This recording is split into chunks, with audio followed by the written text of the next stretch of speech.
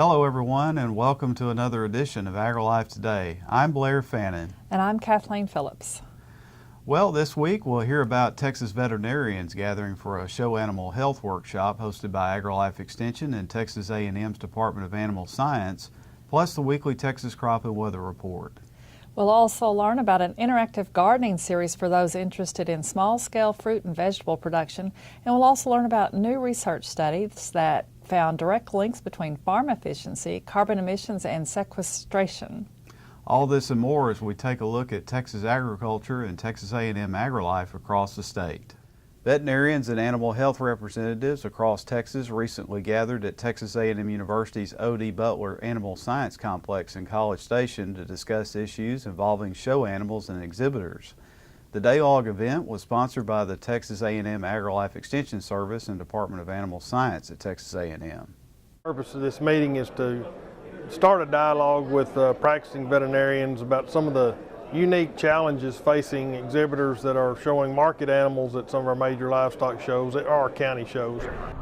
And a plant, if you really want to know the truth. This is the first, I'm told, to bring this type of group together with all the veterinarians throughout the state, and I can guarantee you it won't be the last. I guess going back to the question that Dr. Blair asked. And so you can tell from the Q&As that we had from the audience that the topic is very important to them, and that's the reason they're here, coming from all over the state. And we're hopefully going to give the attending veterinarians the opportunity to just lay the questions out there on the table. What do they see? What do they deal with? How do they manage clientele? How do they manage the animals?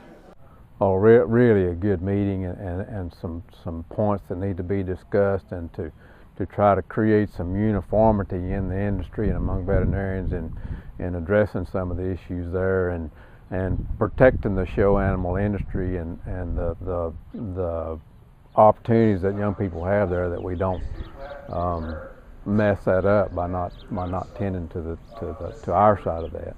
As far as we're aware of, there really hadn't been a program that was specifically targeted towards the youth livestock project and just the overall health of that project, and training veterinarians specifically on that topic. So we feel it is a very unique program.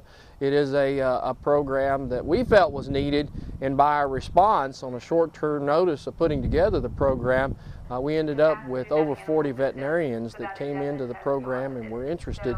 Direct links can be found between farm efficiency and carbon emissions and sequestration, according to an AgriLife research study recently published in the Journal of Agricultural and Resource Economics. The study provides the first look at the relationship between cow-calf farm efficiency and environmental consequences, as indicated by net greenhouse gas emission, researchers said. Their results suggest that for the cow-calf industry, pursuing farm efficiency aligns with environmental protection goals. State climatologist Dr. John Nielsen Gammon said there's a chance that El Nino pattern might develop later this year, but even if it does, its effects will not be in time to offset another dry, hot summer. He said most of the forecast models are pointing in a positive direction for an El Nino. He said it's still way too early to say, but there's a potential for it.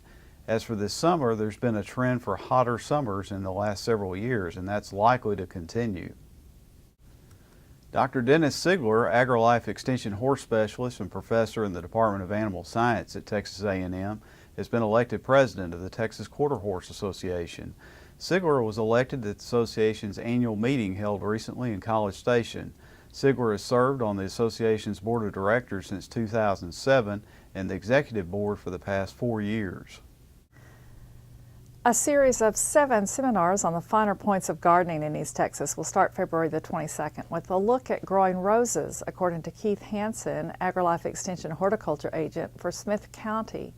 Other lectures will be held in March, April, May, September, October, and November. Registration is $15 per individual lecture or $45 for a season pass to all 7.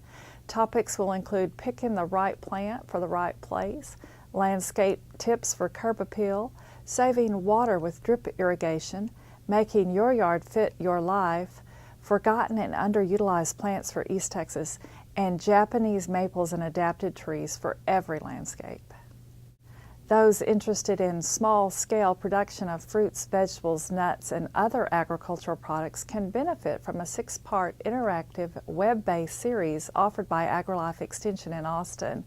If you like to grow tomatoes, lettuce, spinach, carrots, peaches, pears, pecans, and more on smaller plots to sell individually or at farmers markets, these video seminars are for you, according to Daphne Richards, AgriLife Extension Agent for Horticulture in Travis County. Richards said attendees can participate in any of the sessions offered from February to December at the AgriLife Extension office in Travis County. The cost is $10 per session. That's a look at Texas agriculture and Texas A&M AgriLife. For these stories and more, please visit our website at today.agrilife.org.